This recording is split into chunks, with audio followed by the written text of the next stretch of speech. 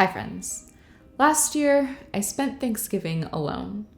I stayed behind a dog sit and saved some airfare money and have, finally, a weekend to myself. When I told friends that I was staying in the city, I got flooded with invitations to spend Thanksgiving with other people's families. Come to my parents' house, or I'm sure my cousins would have you even if I'm not going to be there, or drive upstate with us, there's still room in the car. All manner of offers of love and warmth and an aunt's mashed potatoes.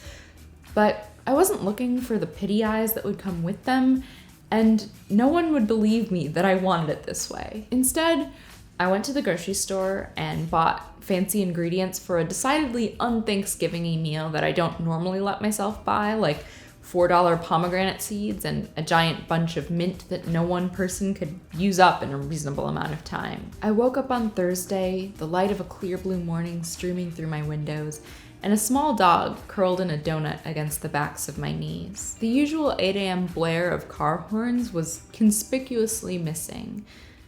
Quiet. With a little bit of fear that that would leave too much room for loneliness, I opened my laptop and I found a live stream of the Macy's Thanksgiving Parade. I'd had half a mind to take the train to Central Park and huddle up with all the people and watch the balloons go by with my own eyes, but it was cold. 19 degrees cold. The coldest, said the presenters in their luxury earmuffs and cashmere scarves, Thanksgiving Parade on record. So I watched the musical numbers from my bed, warm with the weight of a small, soft animal resting its chin on my belly. After the parade ended, I watched the dog show in the company of my poorly trained mutt, and then I got out my $30-odd worth of groceries and cooked one fancy, many-stepped meal.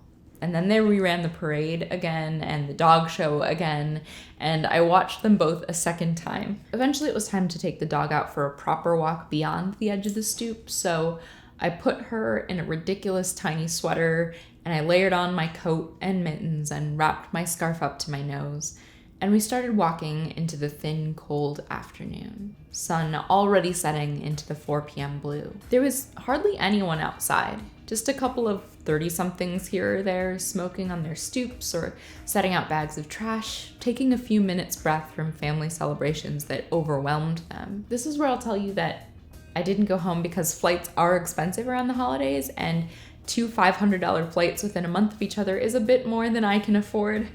But I can't lie. I didn't miss the ghosts of Thanksgivings past, like leaving the table crying because an ex's relative said Mike Brown deserved to be killed and nobody but me was willing to challenge that. Or white-knuckling through conversations with your grandparents trying to tell them anything meaningful about your life without letting on that you're a big ol' queer. But that's not to say that I didn't miss my family at all. I went back in from my walk and I FaceTimed my parents.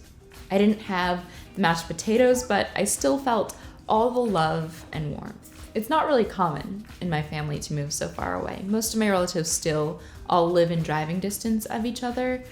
My dad once joked when I was in college that I could live anywhere I wanted as long as it was in Wisconsin.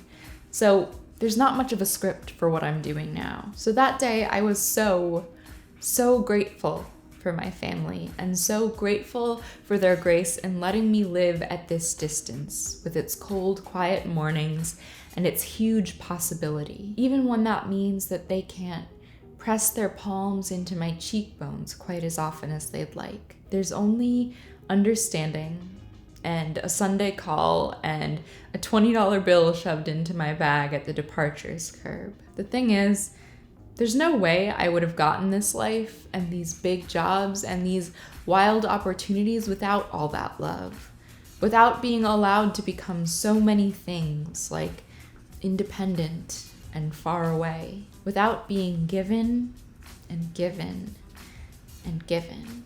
In the comments, tell me about a person that you are grateful for and what they've given you. If you like this video, you can support my work by clicking the bell-shaped icon to keep hearing about more of it, or you can head to my Patreon and chip in $1 a month. It really helps me pay for things like my editing software or putting captions on these videos. I'll see you soon. Bye.